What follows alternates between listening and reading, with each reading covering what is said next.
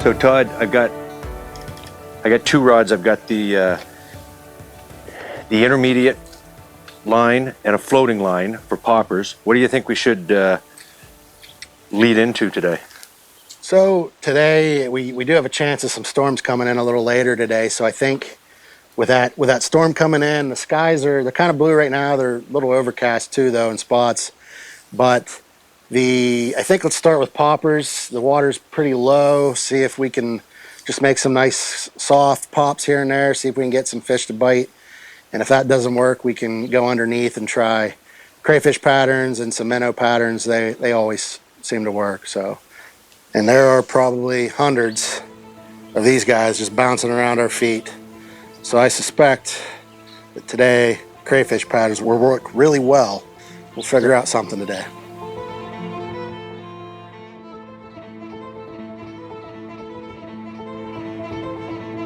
This is a 10-pound test, 8-foot bass leader. It's shorter than your standard trout leaders, which are typically 9 feet. There's a reason for that. That slightly shorter length just makes the whole thing a little more manageable. So if I was fishing a 9 or a 10-foot leader with poppers, I would typically cut a couple of feet off, again, just to make it a little more manageable when casting. The fly turns over better. But you want to go with as stout a leader as you can and as short a leader as you think you can get away with when you're fishing poppers. We're just going to attach the popper straight to this 10-pound end and give it a go.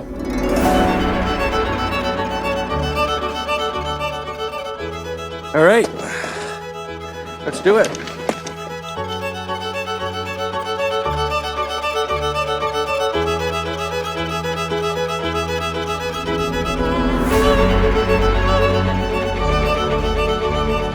Smallmouth bass are unquestionably structure-oriented, and in this area of PA, the beats that we fished had a ton of rocky structure, so that's what our obvious targets were.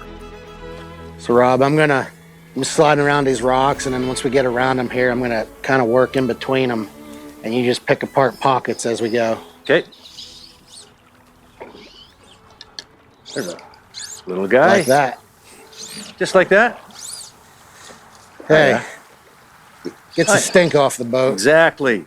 We haven't seen any big fish, but we just started. Don't discount woody debris in the form of sunken logs, downed trees, or log jams, and particularly in low water, focus heavily on the deepest runs and depressions, as these fish will seek out cover and depth for safety wherever they can find it.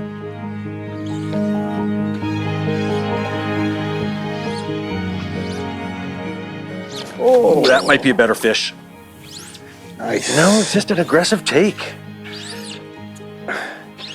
He wants to go right back in there. This is a better fish. Oh yeah. There we go.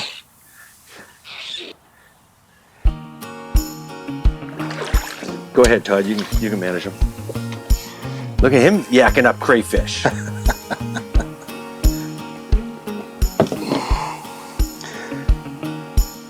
Nice fish.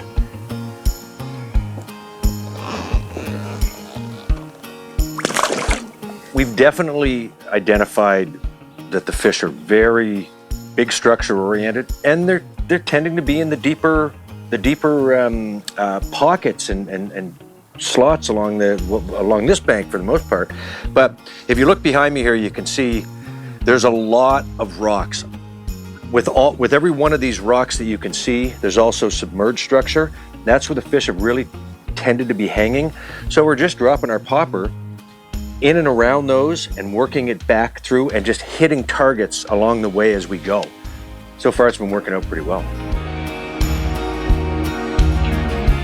We don't always have control over the size of the fish that we cast to, and with the low water, high percentage areas were few and far between.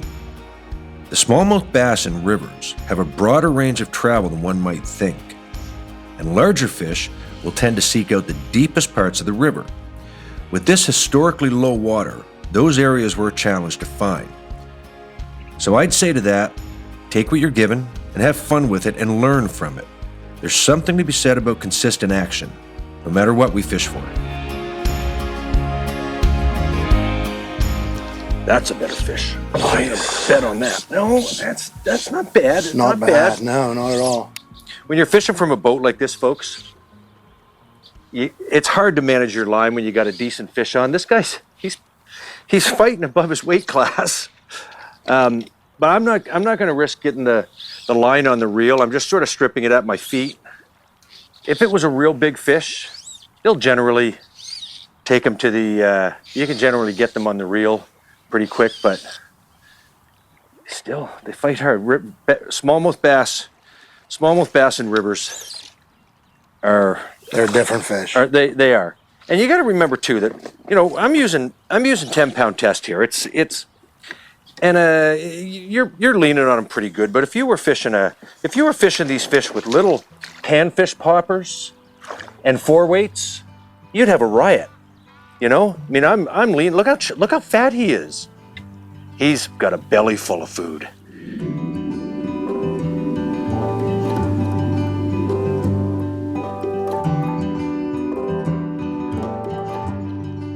When you're fishing poppers in a river, it can be a little more difficult to get the action on the popper that you want, but there's a couple of things that you can do depending on what you're looking for. If I just want a very subtle pop, I'm just going to strip it with the fly line, just like that. If I want to make a more aggressive pop, I'm going to use the rod tip and the strip at the same time and make a real aggressive, big water moving pop like that.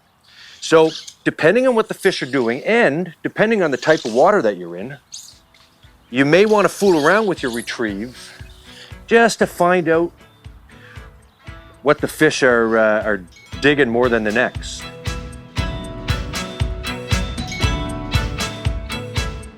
Throw a few poppers in there, and this is probably a good spot to, once the action ends, maybe throw the crayfish on and we'll go into that hole. Okay. Nice. Once again, you called it, Todd. You know this river. Ooh. Nice. You know this river. That's a respectable fish. Yeah.